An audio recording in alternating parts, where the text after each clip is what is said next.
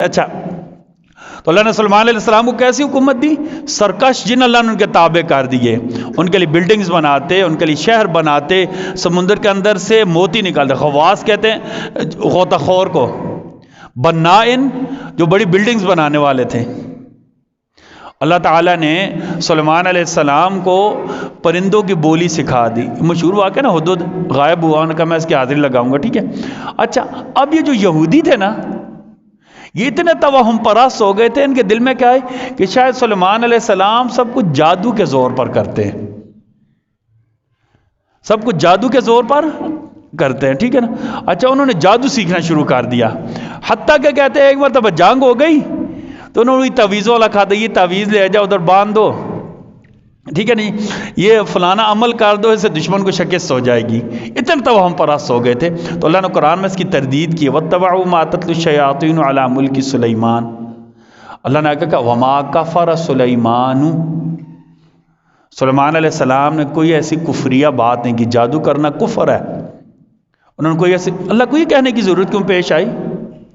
دیکھیں نا، جب کسی کی تعریف کرتے ہیں نا تو منفی بات نہیں کرتے۔ مثلا میں کہوں کہ یہ حاجی صاحب بہت اچھے ہیں، یہ شراب نہیں پیتے، ایسا کوئی کہتا ہے؟ نہیں ایسا، حاجی صاحب بہت اچھے نماز پڑھتے ہیں۔ اللہ نبی کی تعریف کریں، لیکن اللہ کو یہ کہنے کی ضرورت کیوں؟ وما کفر سلیمان، سلیمان علیہ السلام نے کفر نہیں کیا۔ یہودیوں نے الزام لگایا تھا، یہ جو یہودیوں کی کتاب ہے نا، بائبل آپ اٹھا کر دیکھ لیں، جو ان کی دوسری کیا کہتے ہیں تورات اٹھا کر دیکھیں، نعوذ باللہ نبیوں پر انہوں نے ایسے ایسے الزامات لگائے، عام بندہ سن کر اس کے رونگٹے کھڑے ہو جاتے۔ انہوں نے سلیمان علیہ السلام پر بہتان تراشی کی، اللہ نے اس کی صفائی دی۔ اس سے ثابت ہوتا ہے نبی کے بارے میں، علماء کے بارے میں، پھر اللہ کے جو ولی نیک صالح ان کے بارے میں، کسی برگزیدہ مسلم شخصیت کے بارے میں، صحابہ کے بارے میں، انبیاء کے بارے میں، جب بھی کوئی بات کرے ان کی توہین کرنے کی کوشش کرے، اسے جواب دینا یہ عام مسلمانوں پر بھی لازم ہے۔ وما کفر سلیمان، اللہ نے کہا سلیمان علیہ السلام نے کوئی کفر نہیں کیا، ولیکن الشیاطین، شیطانوں نے کفر کیا۔ کیا؟ یعلمون الناس السحر، لوگوں کو جادو سکھلایا۔ اچھا، اب اللہ نے کیا کیا؟ دو فرشتے بھیجے، دو فرشتے بھیجا ہاروت اور ماروت نام کے۔ اچھا، وہ کس لیے آئے؟ تاکہ لوگوں کو بتلائیں کہ یہ جو تم کر رہے ہو یہ غلط ہے، بجائے لوگ ان سے عبرت حاصل کرتے، لوگ ان سے جادو سیکھنے کے لیے چلے گئے۔ تو وہ دونوں کہتے ہیں وما یعلمان من احد حتی یقولا، وہ دونوں انما نحن فتنۃ، ہم تمہارے لیے آزمائش ہیں، ایسے نہیں کرو، فلا تکفر، یہ کفر نہیں کرو، یہ کفر نہیں کرو۔ یہاں سے ایک بات سمجھ لیں، ہمارے ہاں نا یہ جو قصہ گو واعظ ہوتے ہیں نا، قصہ گو واعظ، انہوں نے اس واقعے سے عجیب عجیب باتیں بنا دی ہیں، نعوذ باللہ من ذالک۔ عجیب، آپ نے سنا ہوگا نا ہاروت ماروت اور زہرہ کا واقعہ۔ زہرہ ایک بری عورت تھی، اس کے بارے میں بتایا کہ نعوذ باللہ من ذالک، دونوں فرشتے تھے، یہ زہرہ ان کے پاس آئی، بہلا پھسلا کر ان کے ساتھ غلط تعلقات، نعوذ باللہ فرشتوں کے ساتھ غلط تعلقات قائم کیے، پھر ان سے اس نے اسم اعظم سیکھ لیا۔ تو جب ان سے غلط کاری ہوگی فرشتوں سے، تو اللہ تعالیٰ نے سزا کے طور پر دونوں کو بابل کے کنویں میں لٹکا دی، اور زہرہ کو اٹھا کر اوپر لے گئے، فرشتہ بن کر اوپر چلی گئی، آخر میں سے زہرہ ستارہ بن گیا۔ یہ جو نجومی ٹائپ ہے نا، یہ گانیاں گڑی ہوتی ہیں، یہ بالکل ایسا ہی واقعہ ہے نا، میں آپ کو سمجھانے کے لیے کہتا ہوں، جیسے ہمارے ہاں حضرت پیران پیر شیخ عبدالقادر جیلانی رحمۃ اللہ تعالیٰ کے بارے میں واقعات گاڑ رکھے کہ بچپن میں ماں کی گود میں چھلانگ لگائی، سورج میں گھس گئے۔ یار یہ کون سی بات ہے؟ اللہ کا نام ہے یار۔ یا ہم بھی ہندوؤں کے ساتھ رہ کر نا، وہ ہمارے اندر وہی دیومالائی داستانیں گھسی ہوئی ہیں، دیومالائی داستانیں ہم سمجھتے ہیں شاید دین جب تک کوئی افسانوی رنگ نہیں نہ دیں گے تو دین صحیح نہیں بیان ہوگا، اور لوگ قبول بھی کرتے ہیں۔ کیوں بھلا؟ ان میں یہ جو افسانی واقعات ہوتے ہیں نا، شیطان نے اس میں کشش رکھی ہوتی ہے۔ اب بندہ کہے نا اٹھیں 2 نفل پڑھیں، یہ مشکل لگے گا، مشکل لگے گا نا، اٹھیں مسجد آئیں، مشکل لگے گا۔ اچھا وہی کہے گا مسجد نہ آئیں، بکرا لیں، بر امام کا نذرانہ چڑھائیں، تو چپ چاپ بندہ چلا جائے گا، اللہ پر یقین کرے چلا جائے گا، چلا جائے گا۔ کیوں بھلا؟ شیطان نے یہ راہیں آسان رکھی ہوئی ہیں، آسان لگتی ہیں۔ ایسے ہمارے ہم سیدھی بات کہتے ہیں بھائی نماز پڑھو تو اس میں کشش نہیں لگے گی، حالانکہ اصل کہ ابھی بندہ واقعہ بیان کر کے سنا دینا فلاں نے کنویں میں الٹی لٹک کر نماز پڑھی، سبحان اللہ، اب بھائی نعوذ باللہ، اللہ نے کہا سیدھے کھڑے ہو کر نماز پڑھ، تو اس کو الٹا لٹکنے کی کیا ضرورت تھی؟ باقاعدہ نماز معکوس الٹا لٹک کر نماز پڑھنا، یار اس میں کنویں میں نماز پڑھنے کی کیا ضرورت تھی؟ ایک ٹانگ پر کھڑے ہو کر، جب اللہ نے سیدھے سیدھا حکم دیا دونوں ٹانگوں پر کھڑے ہو کر نماز پڑھو، تو بھائی مجھے اور آپ کو کیا ضرورت تھی الٹے کام کرنے کی؟ ہمیں کیا ضرورت پڑی الٹے کام کرنے کی؟ ایک ٹانگ اٹھا کر نماز پڑھنا، بھائی یہ کس نے کہا ایک ٹانگ اٹھا کر نماز پڑھو؟ نعوذ باللہ من ذالک، اللہ نے دین کو مکمل کر دیا، مجھے اور آپ کو کوئی ضرورت نہیں ہے دین میں کیا کہتے ہیں پیوندکاری کرنے کی، ٹرانسپلانٹ کرنے کی کوئی ضرورت ہمیں نہیں ہے، ٹھیک ہے نا؟ اگر ایک ٹانگ پر نماز پڑھنا ثواب ہو، سب سے پہلے نبی کرتے، نبی ابو بکر کو سکھاتے، عمر کو سکھاتے، عثمان کو سکھاتے، علی، حسن، حسین، معاویہ کو سکھاتے نا۔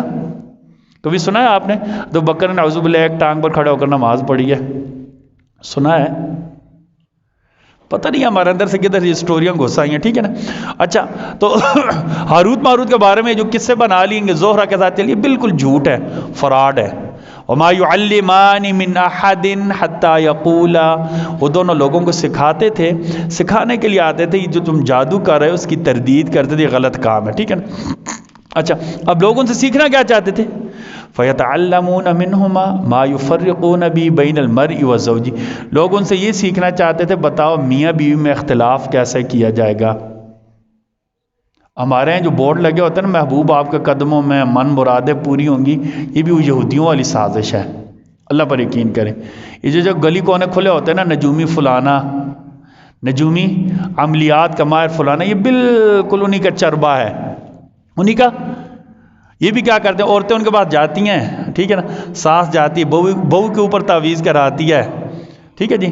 اچھا پھر بہو جاتی ہے ساس کے اوپر تعویذ، نند جاتی، نند سمجھتے ہیں نا، ننان جیسے ہم اپنی زبان میں کہتے ہیں، ٹھیک ہے نا، خاوند کی بہن، وہ جاتی ہے پرجائی کے اوپر کراتی ہے، پھر پرجائی جواباً اس کے اوپر وار کر دیتی، ٹھیک ہے نا۔ بس یہ چکر چلا رہتا ہے، یہ بالکل اسی قسم کے، ٹھیک ہے نا۔ حالانکہ سب سے زیادہ تردید اسی نبی کریم صلی اللہ علیہ وسلم کی صحیح حدیث ہے، صحیح مسلم ہے، آپ صلی اللہ علیہ وسلم فرمایا شیطان جو ہے نا اپنا تخت پانی کے اوپر لگاتا ہے، پھر ڈیوٹیاں تقسیم کرتا ہے، پھر اس کے بعد ان کی کارگزاری لیتا ہے۔ کارگزاری کیا کام کر کے آئے ہو؟ ایک کہتا ہے میں نے فلاں کو نماز سے روک دیا، وہ کہتا ہے تو نے کوئی کام نہیں کیا۔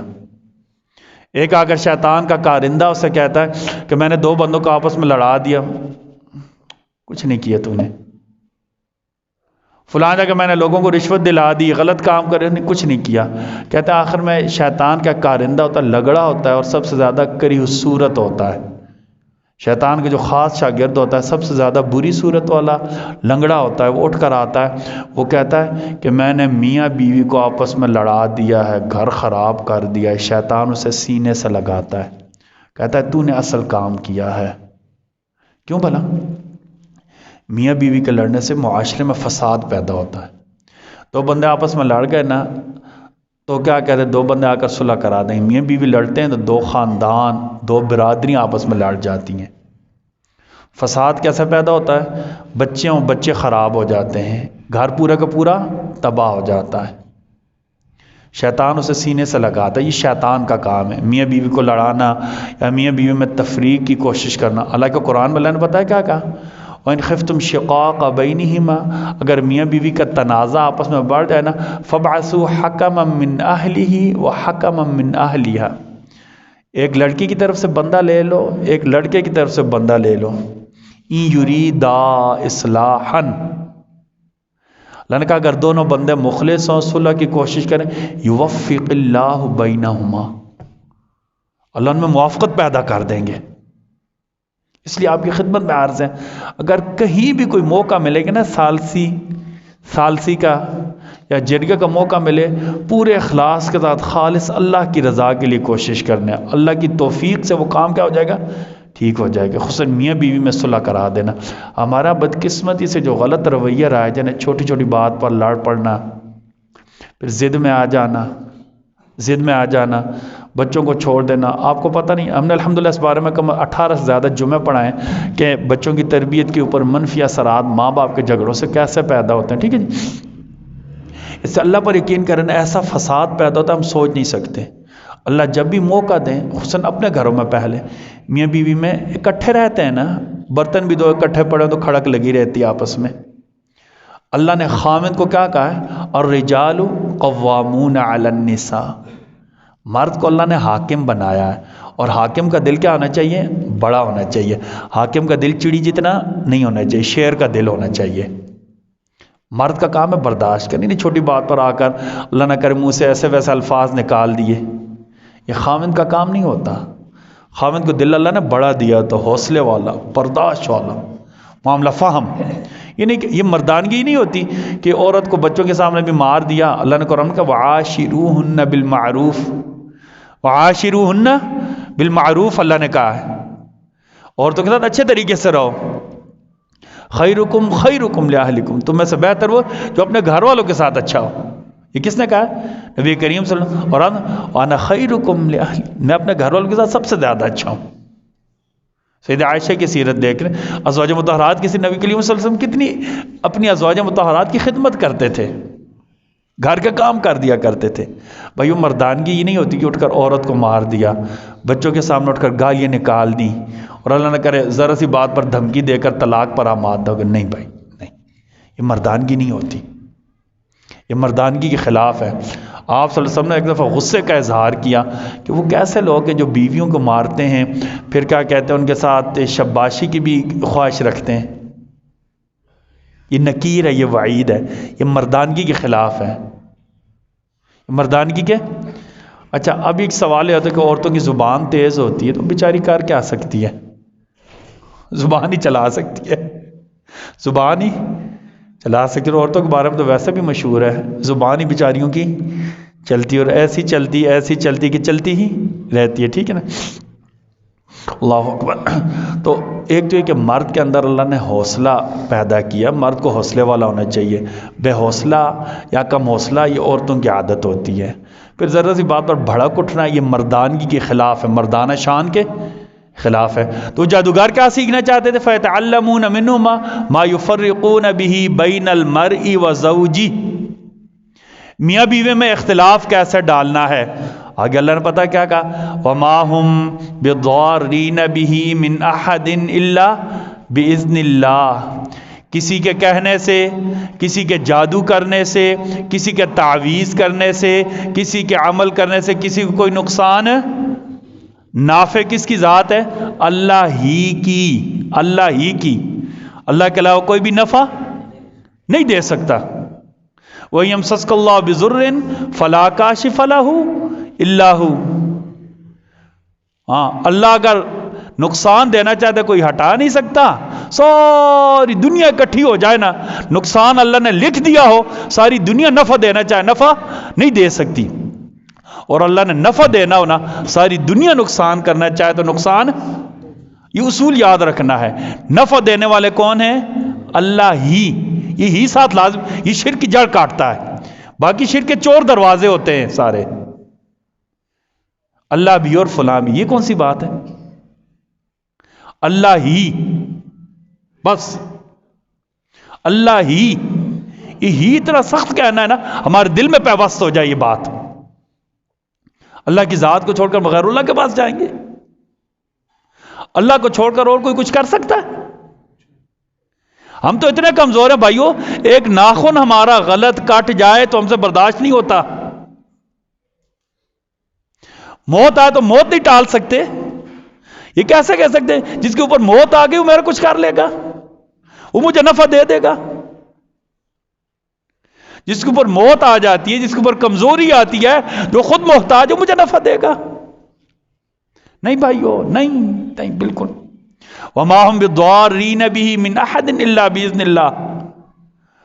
ساری دنیا کے جادوگر اکٹھے ہو جائے، کوئی تعویذ کوئی جادو نقصان، بولیں کوئی جادو کوئی تعویذ نقصان، الٹے لٹک جائیں کوئی نقصان نہیں پہنچا سکتے.